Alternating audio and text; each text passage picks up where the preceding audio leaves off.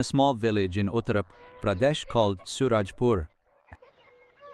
This is where Arti, the daughter of a poor farmer, lived. Innocence on her face, big dreams in her eyes, and only one goal in her heart: to become an IS officer one day and bring pride to her village.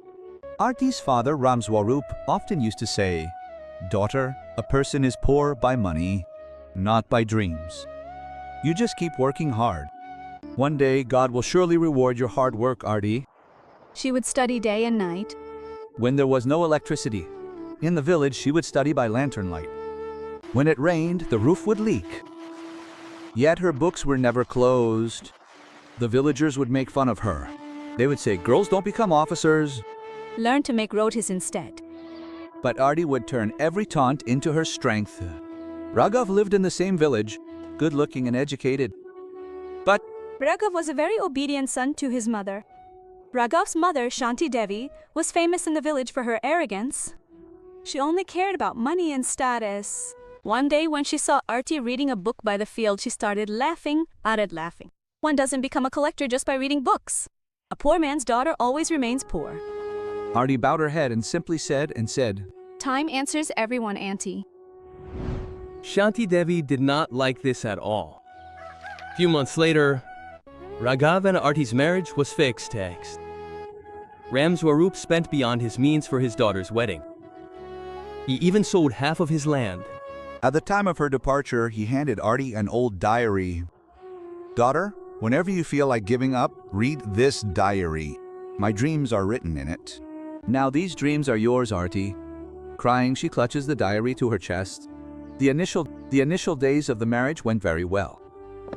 Raghav used to take care of Arti. Arti began to feel that her life had changed. But this happiness could not last long. One morning, Arti was reading a UPSC book in her room. Suddenly, Shanti Devi walked into the room. She snatched the book and threw it on the floor. Now the daughter-in-law of this house will not dream of becoming an officer. The daughter-in-law of this house will only manage the household. Arti said very humbly, Mother, I will do all the housework as well as my studies. Just let me study for 2 hours. But Shanti Devi did not listen to a word she said. She picked up the book and threw it into the courtyard. Raghav was standing right there.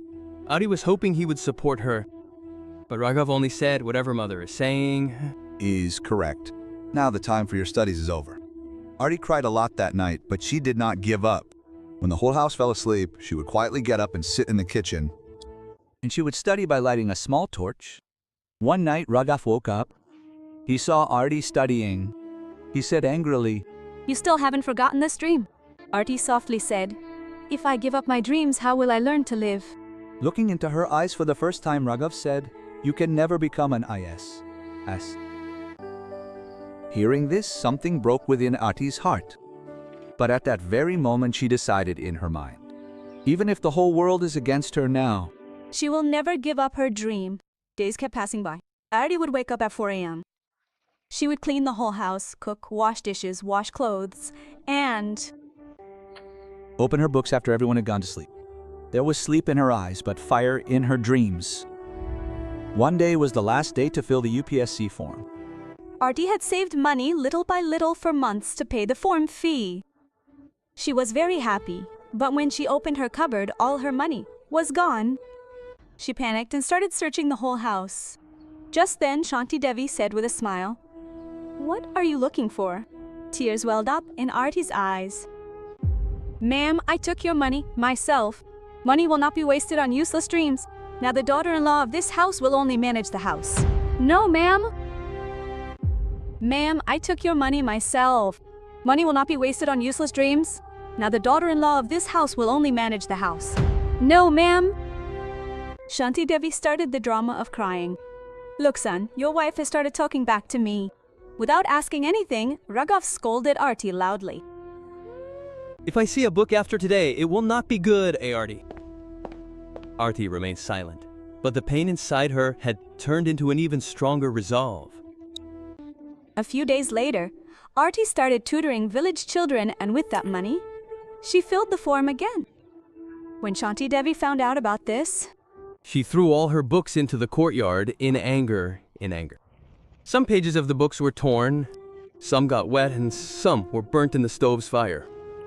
Arti ran to save the books. She kept crying while holding the pages turning into ash to her chest. That day, her heart realized for the first time that her dreams have no value in this house. At night, she took out her old diary that her father had given her at the time of her farewell. It was written that even if the whole world turns against you, never give up on your dreams. Artie pressed the diary to her forehead and made a promise to herself. No matter what happens now, I will become an IAS officer. A few days later, the UPSC preliminary exam was scheduled.